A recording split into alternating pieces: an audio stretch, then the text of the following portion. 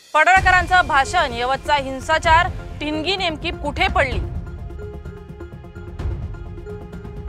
ना कधी दंगलीचा इतिहास, ना कधी सामाजिक स्वास्थ्य बिघडल्याची बातमी. पुणे जिल्ह्यात असणाऱ्या यवतमध्ये सगळं काही सुरळीत सुरू असताना गेल्या आठवड्याभरापासून यवत नक्की का धुमसतंय?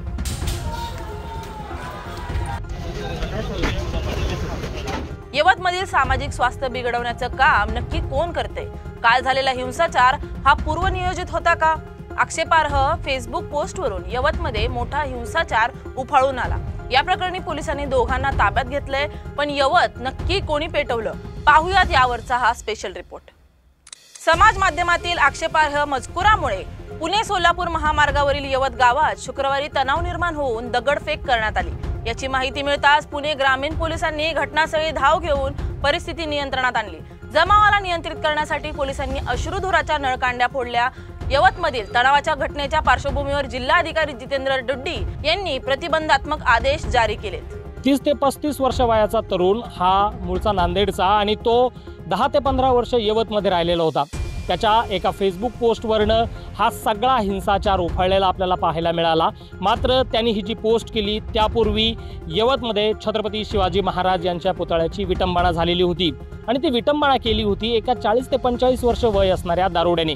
या दारुड्यांनी पुतळ्याची विटंबना केल्यानंतर यवतमध्ये दोन्ही बाजूकडनं याविषयी संताप व्यक्त केला जात होता आणि त्यानंतर एक ग्रामसभा यवतमध्ये पार पडली. या ग्रामसभेमध्ये दोन्ही बाजूचे जे काही कार्यकर्ते होते, काही लोक होते, काही नेते होते, त्यांनी या घटनेवर तीव्र संताप व्यक्त केला आणि त्या घटनेचा निषेध व्यक्त केला. आणि तो दारुडा होता, त्यामुळे कुठंतरी वातावरण निवळतं असं आपल्याला पाहायला मिळत होतं.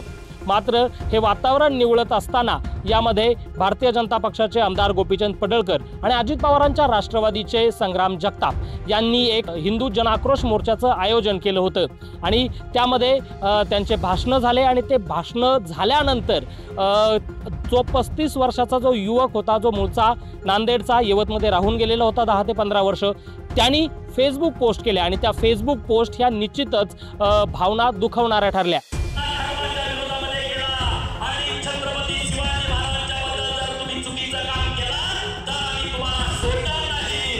बऱ्यापैकी वातावरण निवळले होते. पश्चिम महाराष्ट्राला शाहू फुले आंबेडकरांचा मोठा वारसा आहे. त्यात यवत हे गाव सामाजिक सलोखा टिकवणारं गाव.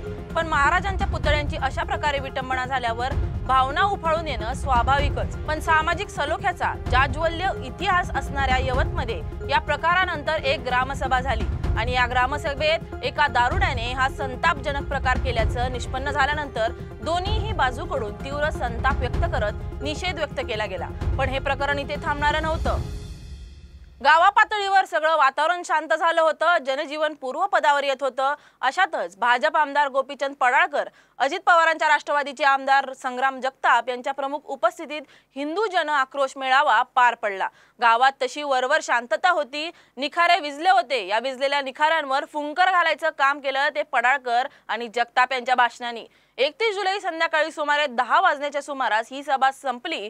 त्यानंतर एका तरुणाने एक पोस्ट केली आणि ती या आगीत तेल ओतणारी ठरली. अखेर दुसऱ्या दिवशी दुपारच्या सुमारास हिंसाचार सुरू झाला. सोशल मीडियावर पोस्ट व्हायरल झाल्यामुळे मूळ वाद तेजीत वाढला. गावात 30 ते 40 लोकांचा मोर्चा वेगाने वाढला. वाहनं जाळण्यात आली. एक मोटरसायकल जाळण्यात आली. दुकानं, घरं, धार्मिक स्थळं आणि यांचं नुकसान करण्यात आलं. काही भागात दगडही फेकण्यात आले. नेमकं हे सगळं प्रकरण सुरू कसं झालं, याचा घटनाक्रम काय आहे, पाहुयात ग्राफिक्सच्या माध्यमातून. 26 जुलै रोजी एका तरुणाने छत्रपती शिवाजी महाराजांच्या पुतळ्याची विटंबना केल्याचा आरोप आहे. संबंधित तरुण हा दारुडा असून त्याने मद्यधुंद अवस्थेत हे कृत्य केल्याचा आरोप आहे. तरुणाचा मोबाईल आणि चप्पल देखील घटनास्थळीच आढळून आल्याचा दावा केला गेलाय. 30 जुलैच्या रात्री पोलिसांनी आरोपीच्या घरामागे असणाऱ्या उसाच्या शेतातून त्याला अटक केली. 31 जुलैला गोपीचंद पडळकर, संग्राम जगताप यांचा हिंदू जन आक्रोश मोर्चा. 1 ऑगस्टला फेसबुक पोस्टवरून यवतमध्ये हिंसाचार उफाळला.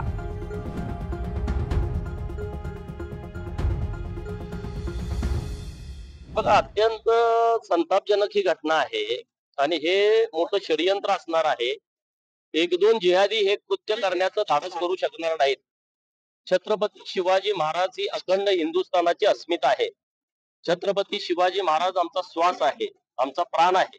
आणि अशा महाराजांच्या मूर्तीची विटंबना एखादा जिहादी करतो म्हणजे हे ठरवून दूरदृष्टी ठेवून हिंदू धर्माचं खच्चीकरण करण्याच्या हेतूनं केलेलं हे कृत्य आहे।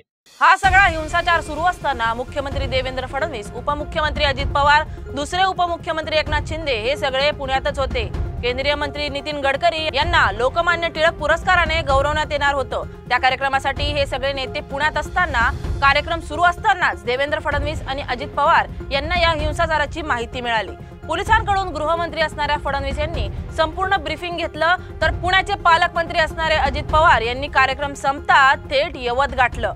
मध्य प्रदेशमध्ये घडलेलं कुठलं तरी एक फोटो टाकून काही बातमी त्यानं दाखवण्याचा प्रयत्न केला किंवा ठेवण्याचा त्याच्या मोबाईलमध्ये प्रयत्न केला, त्याच्यातून पुन्हा थोडासा उद्रेक झाला की वस्तुस्थिती नाकारली। अजित पवार आणि देवेंद्र फडणवीस यांनी दोषींवर कारवाई करण्याचं सांगितलं आहे। या घटनेच्या खोलाशी जाऊन विटंबना करणारा, प्रक्षोभक पोस्ट करणारा आणि प्रक्षोभक भाषण करणार या सगळ्यांवर कारवाई होते का हे पाहणं महत्त्वाचं असणार आहे। हा सगळा प्रकार झाल्यानंतर गृहमंत्री आणि मुख्यमंत्री असणारे देवेंद्र फडणवीस पुण्यात होते। त्यांनी प्रतिक्रिया दिली, दोषींवर कारवाई करण्याचं सांगितलंय। जवळपास 700 लोकांवर या संदर्भात कारवाई केली, त्यातले 90 जण निष्पन्न झालेले आहेत। दुसरीकडे पालकमंत्री असणारे अजित पवार हे पुण्यातला कार्यक्रम आपले रद्द करून थेट यवतला गेले आणि यवतमध्ये जाऊन त्यांनी सामाजिक सलोखा टिकवायला हवा, दोन्ही बाजूच्या लोकांना त्यांनी समजून सांगितलं।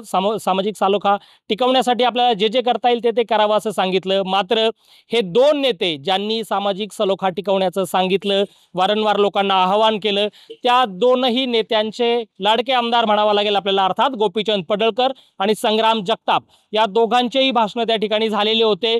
जसं यवतमधील दोन्ही बाजूंच्या लोकांना या दोन नेत्यांनी सामाजिक सलोखा टिकवण्यासाठी आवाहन केलेलं आहे, तसंच समज हे आपल्या दोन आमदारांना हे दोन नेते फडणवीस आणि अजित पवार देणार का, हा खरा महत्त्वाचा प्रश्न आहे। आणि यवत नक्की कोणी पेटवलं, यवतमध्ये हा हिंसाचार जो घडला त्यामागे नक्की कोण कारणीभूत आहे। आता हिंसाचार करणारे, दंगल करणारे जवळपास 700 लोकांवर, वेगवेगळ्या लोकांवर गुन्हे दाखल केले, त्यातले 90 जण निष्पन्न केलेत। मात्र या घटनेच्या मुळाशी जाऊन ही घटनेची सुरुवात कशी झाली आणि विझलेले निखारे पेटवले कोणी, त्यांच्यावर कारवाई होणार का, हा खरा प्रश्न आहे।